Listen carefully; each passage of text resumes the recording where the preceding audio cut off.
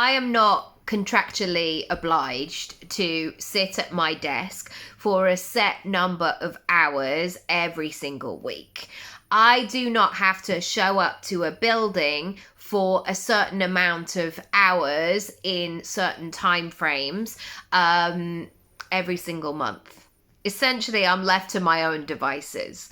Now, I have kids, I have responsibilities, I have commitments, I have bills to pay. Of course I do. But I love that I can create that in a way that works for me.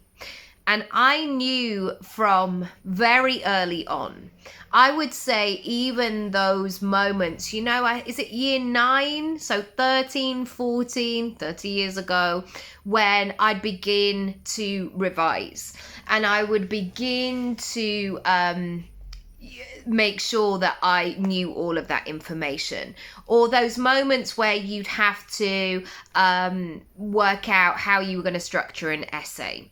One of the things that I would incorporate, and this really, like, my parents were a bit like, what's she doing? Where's she going? She's not at her desk.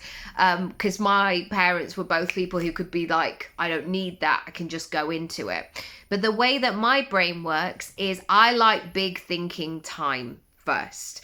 I like those moments where I can really step back from the issue, the problem, the task. I love it when I can go into myself. And the way that I do this is often by walking or by running. And for me, that moving meditation, that sense of being in flow, really, I mean, I'm sure there's some scientific things as well, which I'm not qualified to talk about, but that really shifts my perspective in the way that I can then apply my ideas.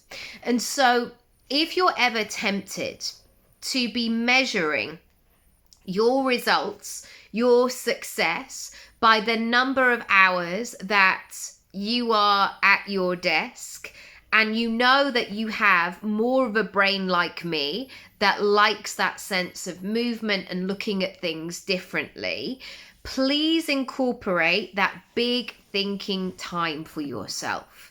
And that means that sometimes people will be like, what? They won't get it.